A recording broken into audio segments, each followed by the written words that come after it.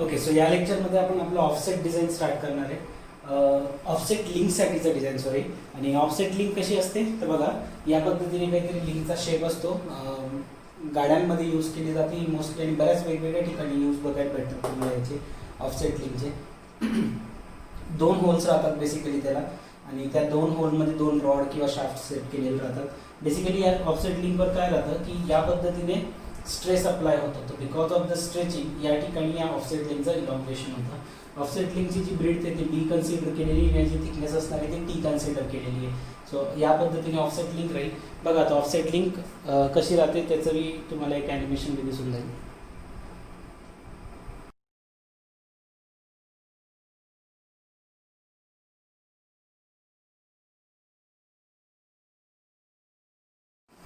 ठीक आहे. आता ऑफसेट लिंकची जी डिझाईन प्रोसिजर आहे ते डिझाईन प्रोसिजर काहीच वेगळी नाही आहे. जी डिझाईन प्रोसिजर आपण आपली सी क्लॅम्पसाठी घेतली होती तीच आहे. ऑफसेट लिंकवर पण काय आहे की या ठिकाणी या पद्धतीने लोड अप्लाय झाल्यामुळे 2 प्रकारचे स्ट्रेसेस जनरेट होतात. एक बेंडिंग स्ट्रेस आणि एक डायरेक्ट स्ट्रेस, आणि जो मॅक्सिमम स्ट्रेस राहील तो दोघांचं कॉम्बिनेशन राहील. ठीक आहे. तर आपण याचं न्यूमरिकल स्टार्ट करूया डायरेक्टली, कारण डिझाईन प्रोसिजर सेम आहे, फॉर्म्युले सेम राहतील. एक न्यूमरिकल दाखवतो मी तुम्हाला घेऊन. बाकी कोणताही न्यूमरिकल आला ऑफसेट लिंकचा तर सेम प्रोसेस करायची. बघा चला, न्यूमरिकल डिझाईन करायचं आपल्याला एक ऑफसेट लिंक ज्याच्या डिटेल्स आपल्याला दिले आहेत. लोड अप्लाय करणार आहे आपण 1000 न्यूटनचा. So here will be the load applying for the 1000 newton. Ratio width to thickness ratio आपल्याला 3 दिलेला आहे, आणि परमिसिबल स्ट्रेस मॅक्सिमम स्ट्रेसची व्हॅल्यू दिलेली आहे 60. प्रोसिजर सेम आहे. सगळ्यात पहिले काय करणार आपण, डायरेक्ट स्ट्रेस फाइंड आउट करणार. So first direct stress sigma naught is equal to काय म्हणजे पी अपॉन ए. पी ची व्हॅल्यू किती आहे, दॅट इज 1000, आणि बी ची व्हॅल्यू काय असणार आहे, बी इज नथिंग बट काय लिहिणार, एरिया इज नथिंग बट काय लिहिणार, B into T, breadth into thickness. So here that sigma naught direct stress is equal to काय म्हणजे 1000 divide by B to T. काय देअरफॉर इथं आपण लिहू शकतो ना, B can be written as 3 times of the T. So बीच्या जागी 3 टाइम्स ऑफ टी लिहिलं, multiply by T. So 3 times of t multiplied by t, so that will becomes 1000 divided by 3t square, and this will be your equation number 1. ठीक आहे. Last lecture मध्ये पण आपण असं एक क्वेश्चन केला होता ज्याच्यामध्ये डिझाईन करायचं आहे ना. काय डिझाईन करणार तुम्ही, ब्रेथ आणि थिकनेस या 2च क्वांटिटी डिझाईन होऊ शकतात. बेंडिंग स्ट्रेस साठी काय,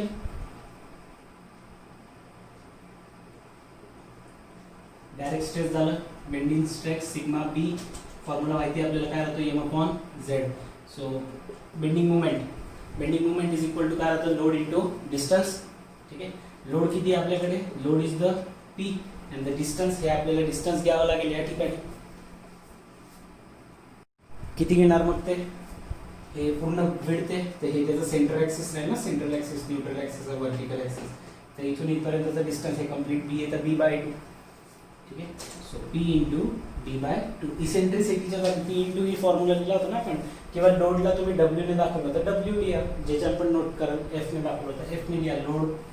नाव so here the formula will becomes 1000 into B upon 2. So that will becomes 500. So M is equal to काय म्हणते 500 बी. सगळे बी आणि टीच्या फॉर्ममध्ये आपल्याला व्हॅल्यूज भेटतील. नाव बीच्या जागी तुम्ही पाहिजे जर थिकनेसच्या फॉर्ममध्येच पाहिजे तर बीच्या जागी आपण काय पुट करू शकतो, 3 टाइम्स ऑफ टी. सो बीच्या जागी मी काय पुट करून घेतो, 3 टाइम्स ऑफ टी. का बरं करतोय, कारण सिग्मा नॉटची व्हॅल्यू टीच्या फॉर्ममध्ये आहे, तर सिग्मा बीची व्हॅल्यू पण टीच्या फॉर्ममध्ये काढू जेणेकरून आपल्याला थिकनेस काढता येईल. सो हे किती होतं तुमचं 1500 T. Equation second. Bending stress नंतर जे सेक्शनल मॉड्युलस आहे z is equal to formula नंतर 1/6 tb square. So here 1/6 into t ची value. Now what will be the thickness, thickness किती आहे, तर थिकनेस किती येणार आहे या ठिकाणी बघा, b by t is equal to 3 होतं. थिकनेस आपल्याला माहित नाही, b च्या जागी 3t पुट करून घेऊ. सो t into b च्या जागी आपण पुट केलं 3t ब्रॅकेटचा square. So z is equal to 1/6 into t into 3t square च्या जागी येऊन जाईल 9t square. So that will becomes 1/6 t into 90 square. ठीक आहे. परत तेच लिहून टाकू आपण. याच्यामध्ये काय करू आपण 2 3, 1/6 ला आपण 3/2 करून घेऊ. ठीक आहे. 1/6 ला आपण 9/6 ला आपण 3/2 केलं. t इंटू टी स्क्वेअर, तर किती होऊन जाईल ते T cube. Okay, so from 2 and 3, from 2 and 3 that sigma b is equal to काय असणार आहे m upon z, that is 1500 t divided by z ची value 3/2 into t cube. This will get cancelled, 2 वरती चालला जाईल, 3 5s are 1500, so 5 into 2 1000, इथे येऊन जाईल 1000 divided by t square. ठीक आहे, सो सिग्मा बी आणि सिग्मा नॉट यांच्या व्हॅल्यूज भेटल्या आपल्याला टी च्या फॉर्म मध्ये. चेक करूया.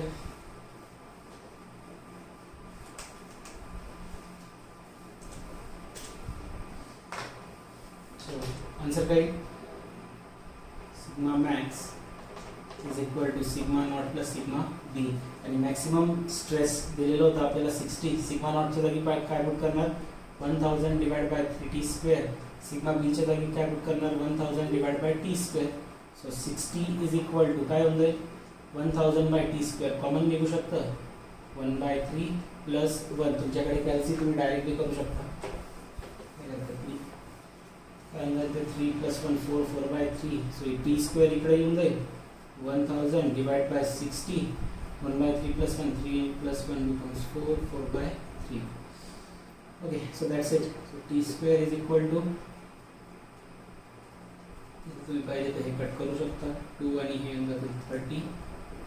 so 1000 into 2 2000 divided by 90, 0 0 cancel, 200/9 square route काढा त्याचा, जे पण भेटेल ते तुमचं थिकनेस आहे. इक्वल टू √200/9 करा फाइंड आउट. जे बिल अप्रॉक्सिमेट करून घ्या आणि जी बी ची व्हॅल्यू होईल ती काय होती 3 टाइम्स ऑफ टी क्वेश्चन मध्ये सांगितलं होतं. तर 3 into t ची जी काही व्हॅल्यू आली ती पुट करायची, इथून तुम्हाला बी ची पण व्हॅल्यू भेटून जाईल. So this is how the question goes for the offset link. Simple आहे, काहीच कठीण नाही यांच्यामध्ये. ऑफसेट लिंक वगैरे, ऑफसेट लिंक झालं, सी क्लॅम्प झालं, एकच डिझाईन प्रोसिजर, 2-3 स्टेपच्याच फॉर्म्युले आहेत आणि तेवढ्या याच्यावरच क्वेश्चन येईल. ठीक आहे, बघा आता आपण क्वेश्चन बघणार आहे तर वॉल ब्रॅकेटसाठी. वॉल ब्रॅकेट काय राहतं, तर तुम्ही तुमच्या घरात बऱ्याच ठिकाणी वॉल ब्रॅकेट लावलेले आहेत. असे घरात बघा, आपण आता जसं हा बोर्ड आहे आणि खाली एखादी आपण अशा लाकडाच्या पाट्या लावतो की एक पाटी जी राहते ती भिंतीला फिक्स राहते आणि एक फोन वगैरेची पाटी राहते ना. आपण टेलिफोन यायचे बघा पहिले, जे टेलिफोन यायचे काय म्हणतात त्याला, ते तर चांगलंच नाव लँडलाईन. त्या लँडलाईनला ठेवण्यासाठी घरी एक पाटी बनवायचे, त्या पाटीला काय म्हटलं जातं वॉल ब्रॅकेट म्हटलं जातं. इव्हन तुमचा LED जर भिंतीवर लावलेला आहे ना, तुम्हाला दिसतो की LED असा भिंतीवर आहे, तर तो कशाच्या साह्याने तिथं थांबलेला आहे, वॉल ब्रॅकेटच्या साह्याने थांबलेला आहे. तुम्हाला काही फोटोज वगैरे दाखवेल मी आता वॉल ब्रॅकेटचे, ते बघा जेणेकरून तुम्हाला एक्झॅक्टली आयडिया येऊन जाईल की वॉल ब्रॅकेट काय राहतं. मग आपण हा क्वेश्चन बघूया. बघा हे अशा पद्धतीचं राहतं वॉल ब्रॅकेट, ज्याच्यामध्ये आपण बेसिकली एक एंड वॉलला फिक्स करतो आणि एक एंडवर आपण लोड अप्लाय करू शकतो. ठीक आहे, तर आता बघा क्वेश्चन स्टार्ट करू आपण. क्वेश्चन काय आहे, माइल्ड स्टील ब्रॅकेट, याची डिझाईन प्रोसिजर काय आहे, प्रोसिजर तीच आहे, फक्त तुम्हाला थोडेसे क्वेश्चनमध्ये चेंजेस जे आपण सॉल्व करतो त्याच्यामध्ये थोडेफार चेंजेस करायचे. बघा कसं जाईल. A mild steel bracket shown in the figure subjected to pull of 6000 Newton acting at 45 degree to the horizontal axis. बघा मी डायग्राम करून ड्रॉ करून ठेवले. तर या हॉरिझॉन्टल ॲक्सिस हा फिक्स एंड आहे. या ठिकाणी तुमची ही लाकडाची पाटी लावलेली आहे समजा, आणि या ठिकाणी काय होतंय, या पर्टिक्युलर ही जी सरफेस राहते याच्यावर लोड अप्लाय होतोय, आणि जो लोड आहे तो 6000 न्यूटनचा आहे. तो सुद्धा कसा अप्लाय होतोय, या हॉरिझॉन्टल ॲक्सिस पासून किती अँगलवर येतो, 45 डिग्री अँगलवर ऍक्ट होणार आहे. The bracket has a rectangular section. ठीक आहे, हां हे सांगायचं राहिलं तुम्हाला की जर रेक्टँग्युलर सेक्शन राहिलं तर मग एरियाचा फॉर्म्युला B × T लिहा. सर्क्युलर सेक्शन मागच्या याच्यात बी आपलं ऑफसेट लिंक साठी पण सर्क्युलर सेक्शन येऊ शकतं. सर्क्युलर सेक्शन राहिलं तर काय करणार, फक्त πr² किंवा π/4d², जे पण तुम्हाला दिलं असेल डायमीटर रेडियस त्या रॉडसाठी ती वापरायची. ठीक आहे, जो एरियाचा फॉर्म्युला तेवढाच चेंज होईल, बाकी सेम राहतं. तो रेक्टँग्युलर सेक्शन सांगितलंय आपल्याला, ज्याची डेप्थ दिलेली आहे, थिकनेस दिलेली आहे, फाइंड आउट करायचं आहे स्ट्रेस. सो गिवन बघा, गिवन लिहून घेऊ पहिले काय काय दिलेलं आहे. एक लोड दिलेला आहे आपल्याला 6000 न्यूटनचा. त्या लोडचे 2 कंपोनंट करावे लागतील कारण तो inclined सांगितलाय. So load along the horizontal axis काय येईल, हॉरिझॉन्टल कंपोनंट काय त्याचा 6000 हॉरिझॉन्टल सोबतच अँगल आहे म्हटल्यावर cos 45, आणि जो व्हर्टिकल कंपोनेंट तो किती येणार आहे 6000 sin 45, sin 45, cos 45 दोघांची व्हॅल्यू तशी सेमच राहते. जे काही आन्सर येतील ते तुम्ही फाइंड आउट करा, कारण I don't have a कॅल्सी. So मी तुम्हाला फक्त प्रोसिजर सांगणार आहे. लोडचं काम झालं. त्यानंतर नेक्स्ट आपल्याला डेप्थ दिलेली होती, sorry rectangular cross section whose depth is 56. Okay, depth म्हणजेच काय दिलेली आहे आपल्याला, डेप्थ या ठिकाणी म्हणजेच काय दिलेली, एक प्रकारे विड्थ दिलेली तुम्हाला, ही बी ची व्हॅल्यू दॅट इज 56 mm, आणि जी थिकनेसची व्हॅल्यू ती दिली तुम्हाला 28 mm. ठीक आहे. Permissible stress in the material in megapascal, आपल्याला मॅक्सिमम स्ट्रेस काढायचा आहे. आणि अजून ज्या दोन व्हॅल्यूज आपल्याला क्वेश्चन मध्ये पण दिलेल्या आहेत, पण या ठिकाणी बघा तुम्हाला या इसेंट्रिसिटीच्या व्हॅल्यूज दिलेल्या आहेत. ठीक आहे. बघा आता क्वेश्चन सॉल्व्ह करू आपण, तसं तुम्हाला कळेल.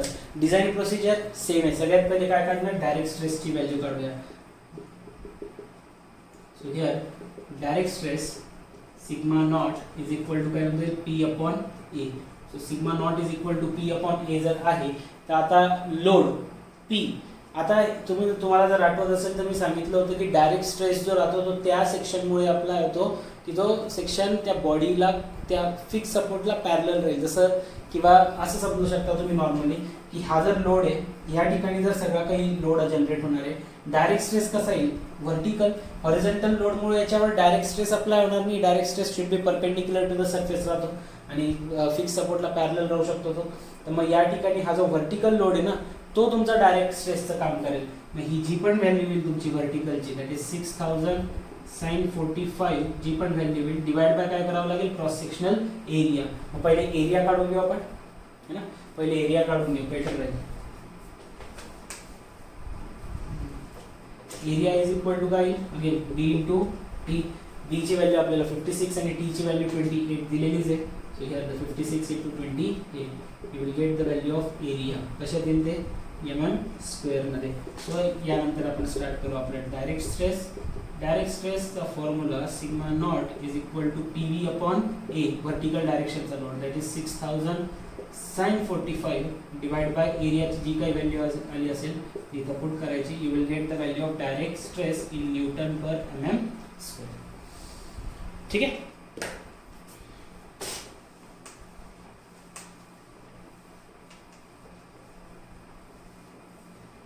डायरेक्ट स्ट्रेस नंतर काय करतो आपण, बेंडिंग स्ट्रेस. प्रोसिजर तीच आहे, डिझाइन प्रोसिजरनी बदलणार. So bending stress sigma B is equal to काय राहतं आपलं, एम अपॉन झेड. मग आता या ठिकाणी जर पाहिलं आपण तर दोन पद्धतीचे लोड अप्लाय होतात. एक हॉरिझॉन्टल लोड, पण याचे दोन कंपोनंट केले ना, पीएच आणि पीव्ही. सो दोन कंपोनंट आहे आणि दोघांमुळे बेंडिंग स्ट्रेस येईल. मग दोघांसाठी वेगवेगळा बेंडिंग स्ट्रेस काढावा लागेल. मग दोघांसाठी वेगवेगळा बेंडिंग मुवमेंट पण येईल, कारण मुवमेंट माहिती आहे तुम्हाला, हॉरिझॉन्टल फोर्स राहिला तर व्हर्टिकल डिस्टन्स घ्यावा लागेल, व्हर्टिकल फोर्स राहिला तर हॉरिझॉन्टल डिस्टन्स घ्यावं लागतं up to the fix end पर्यंत. सो या ठिकाणी फाइंड आउट करूया. बघा सगळ्यात पहिले बेंडिंग मुवमेंट काढूया.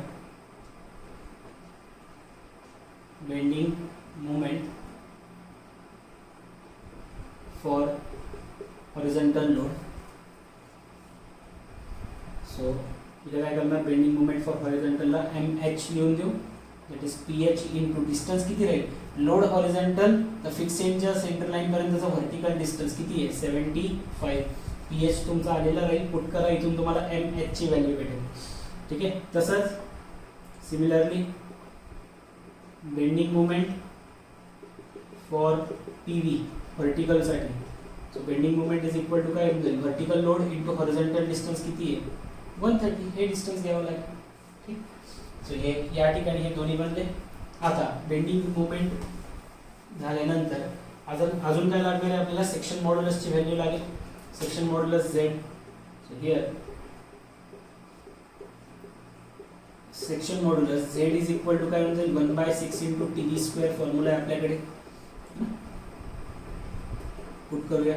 1/6 इंटू T इंटू B च्या जागी B आणि T च्या व्हॅल्यूज दिलेल्या आहेत, डायरेक्टली पुट करू शकता तुम्ही. 1/6 इंटू T ची व्हॅल्यू 28, B ची व्हॅल्यू 56. जी काही व्हॅल्यू येईल ते आपण या ठिकाणी पुट करू. बघा हे सगळे आन्सर लिहून दिलेत मी. PH, PV, A. Direct stress, bending stress मध्ये बेंडिंग मुवमेंटचे आणि व्हर्टिकल कंपोनंटच्या व्हॅल्यू आणि सेक्शन मॉड्युलसचे जे आन्सर येणार ते लिहिले आहेत आपण. आता यानंतर सेक्शन मॉड्युलस बेंडिंग मुवमेंट आल्यानंतर आता डायरेक्ट स्ट्रेसची व्हॅल्यू तर आपल्याकडे आलेली आहे. आता आपल्याला काय करायचं आहे, फक्त बेंडिंग स्ट्रेसच्या व्हॅल्यू फाइंड आउट करायचे आहे. हॉरिझॉन्टल कंपोनंटमुळे त्या बॉडीवर किती बेंडिंग स्ट्रेस अप्लाय होतोय ते आणि व्हर्टिकल कंपोनंटमुळे किती बेंडिंग स्ट्रेस अप्लाय होतोय त्या दोन व्हॅल्यूज आपण फाइंड आउट करूया. So here bending stress due to horizontal bending or bending stress due to horizontal किंवा bending stress due to PHW है ना, horizontal load. So bending stress is equal to formula काय राहतो आपल्याकडे, that is mh upon z घ्यावा लागेल आणि जो बेंडिंग स्ट्रेस येईल तो पण कसा येईल, हॉरिझॉन्टल कंपोनंटचा येईल. तर sigma BH is equal to mh upon z. mh ची व्हॅल्यू किती असणार आहे, 318150 डिवाइड बाय z ची value, z is the sectional modulus, sectional मॉड्युलसची value किती 14635. तर इथून सिग्मा BH ची व्हॅल्यू आपल्याला भेटून जाईल. ठीक आहे. त्यानंतर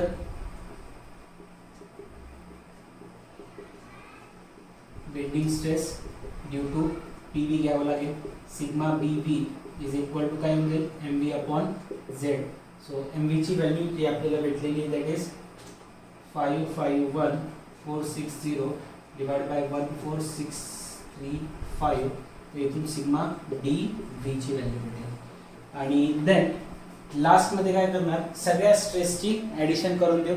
bending stress due to PH, bending stress due to PV पण भेटलेलं आहे आणि सिग्मा नॉटची व्हॅल्यू भेटलेली. So from here you can find the value of maximum stress. So sigma max is equal to काय येणार आहे, sigma naught plus sigma BH plus sigma BV.